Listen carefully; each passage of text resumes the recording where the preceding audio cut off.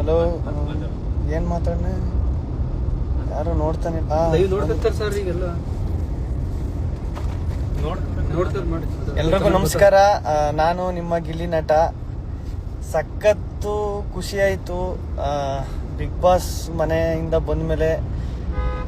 ನಮ್ಮ life big boss ಮನೆಯಿಂದ ಆಚೆ ಈ ಥರ ಇರ್ತದೆ, ಇಷ್ಟು ಜನ, ಇಷ್ಟು ಸಪೋರ್ಟು, ಇದೆಲ್ಲ ಇರ್ತದೆ ಅಂತ ಸತ್ಯವಾಗ್ಲೂ ನನ್ನ ಕನಸು ಮನಸ್ಸಲ್ಲೂ ಅಂದ್ಕೊಂಡಿರಲಿಲ್ಲ.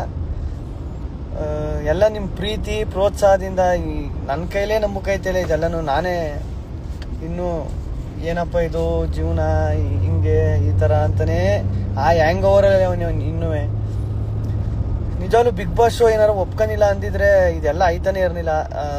ಆ ಟೈಮು, ಆ ದೇವ್ರ ಆಶೀರ್ವಾದ, ನಿಮ್ಮ ಜನರ ಆಶೀರ್ವಾದ ಇವತ್ತು ನನಗೆ ಬಿಗ್ ಬಾಸ್ ಶೋ ಜಾಸ್ತಿ ಓಟ್ ಬಿದ್ದು ವಿನ್ ಆಗೋ ಥರ ಮಾಡ್ತು.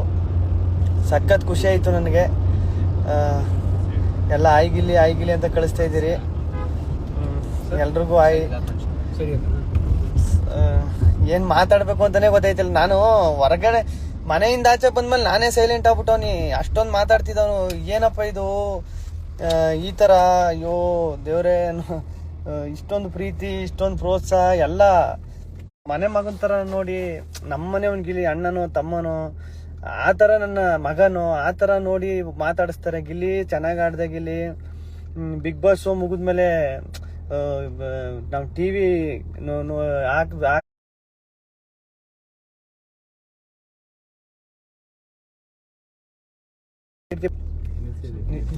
ನಿಜವಾಗ್ಲೂ ಸಖತ್ ಅಂದ್ರೆ ಸಖತ್ತು ಖುಷಿ.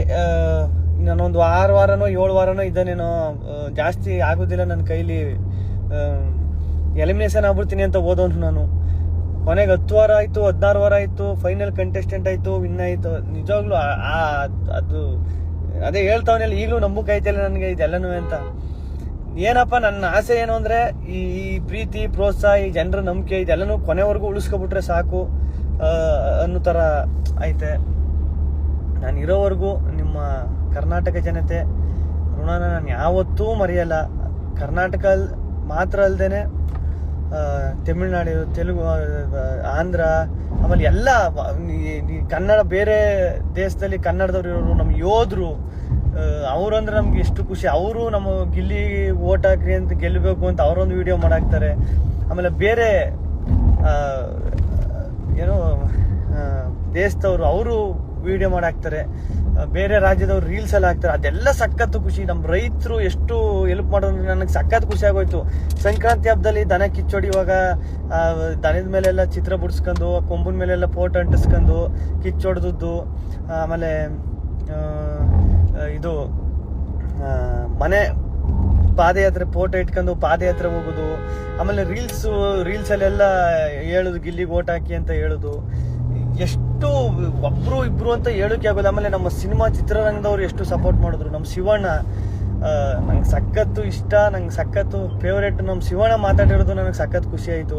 ಸುದೀಪಣ್ಣ ಕರ್ಸ್ಬಿಟ್ಟು ಅವ್ರು ಮಾತಾಡಿದ್ರು, ಅವ್ರ ಬುದ್ಧಿ ಹೇಳಿದ್ದು ಅಂದರೆ ಎಲ್ಲ ಹಿಂಗೆ ಸಿಕ್ಕೈತೆ, ಕೇರ್ಫುಲ್ ಆಗಿರು, ನೋಡ್ಕೊಂಡು ಹೆಜ್ಜೆ ಇಡು ಅಂತ ಅವರು ಬುದ್ಧಿವಾದ ಹೇಳಿದ್ದು ಎಲ್ಲ. ಇದು ರಾಜಕಾರಣಿ ನಾಯಕರುಗಳು ಅಷ್ಟು ಸಪೋರ್ಟ್ ಮಾಡಿದ್ರು. ಅಷ್ಟು ನಮ್ಮ ಒಂದು ವಿಡಿಯೋ ಅಪ್ಲೋಡ್ ಮಾಡೋದ್ರ ಮೂಲಕ ಓಟ್ ಹಾಕಿ ಗಿಲ್ಲಿನ ಗೆಲ್ಲಿಸ್ಬೇಕು ಅನ್ನೋದ್ರ ಮೂಲಕನೋ, ಇಲ್ಲ ಕರೆದ್ಬಿಟ್ಟು ಮಾತಾಡ್ಸೋದ್ರ ಮೂಲಕನೋ, ನಾನು ಸತ್ಯವಾಗ್ಲೂ 12 ಸೀಸನ್ ನಾನು ನೋಡೋನಿ. ಈ ಪ್ರೀತಿ, ಈ ಪ್ರೋತ್ಸಾಹ ಸಿಕ್ಕಿದ್ದು ನಾನೇ ಅದೃಷ್ಟವಂತ ಅಂತ ಹೇಳ್ಕೋಬೋದು. ನಿಜವಾಗ್ಲೂ ಸಖತ್ತು ಖುಷಿ ಆಯ್ತು. ಅದೇ ಹೊರಗಡೆ ಬಂದ್ಮೇಲೆ ನಾನು ಒಂದ್ಸಲಿ ಕನ್ನಡಿಯಲ್ಲಿ ನೋಡ್ಕೊಂಡ್ರೆ ಮಾತೇ ಬರುದಿಲ್ಲ. ಒಂದೊಂದ್ಸತಿ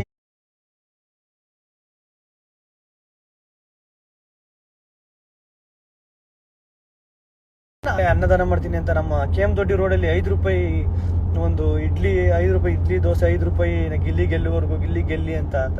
ಆಮೇಲೆ ಇನ್ನೊಂದು ತವಾ ಫ್ರೈ ಅವರು ಫ್ರೀಯಾಗಿ ಏನೋ ಮಾಡ್ತಾರೆ. ಊಟ ಹಾಕ್ಸೋದು ಎಲ್ಲ ಪ್ರತಿಯೊಂದು ಹೆಂಗ್ ಸಾಧ್ಯ ಇದು ಒಂದು ಶೋ. ಈಗ ನಾನು ನೋಡಿರೋ ಮಟ್ಟಿಗೆ ಸಿನಿಮಾದ ಹಿಟ್ಟಾದಾಗ, ಇಲ್ಲ ಸಿನಿಮಾ ಸ್ಟಾರು ಆ ಥರ ಸ್ಟಾರ್ ವ್ಯಾಲ್ಯೂ ಬಂದಾಗ ಆ ಥರ ನೋಡಿದ್ವಿ. ಒಂದು ರಿಯಾಲಿಟಿ ಶೋ, ಒಬ್ಬ ಕಂಟೆಸ್ಟೆಂಟ್ ಮೇಲೆ ಇಷ್ಟು ಪ್ರೀತಿ, ಇಷ್ಟು ಪ್ರೋತ್ಸಾಹ ನನಗೆ ಕನಸು ಮನಸ್ಸಲ್ಲೂ ಎಕ್ಸ್ಪೆಕ್ಟ್ ಮಾಡ್ಕೊಂಡಿರಲಿಲ್ಲ ನಾನು. ಅದು ಹೇಳೋಕ್ಕೆ ಆಗಲ್ಲ, ಅದು ಬಾಯಿ ಮಾತಲ್ಲಿ. ಆಮೇಲೆ ಇವತ್ತು ನಾಳೆ ನಾಳಿದ್ದು ಅನುಬಂಧ ಅವಾರ್ಡ್ಸ್ ಅನುಬಂಧ ನಮ್ಮ ಕಲರ್ಸಲ್ಲಿ ಅನುಬಂಧ ಅವಾರ್ಡ್ ಕಾರ್ಯಕ್ರಮ ನಡೀತಾ ಇದೆ. ದಯವಿಟ್ಟು ಎಲ್ಲರೂ ನೋಡ್ರಿ.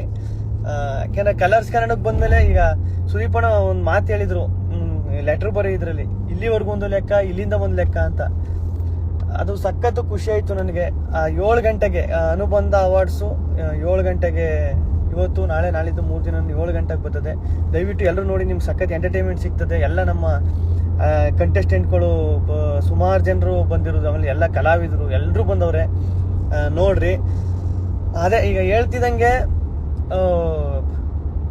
ಸುದೀಪಣ್ಣ ಒಂದು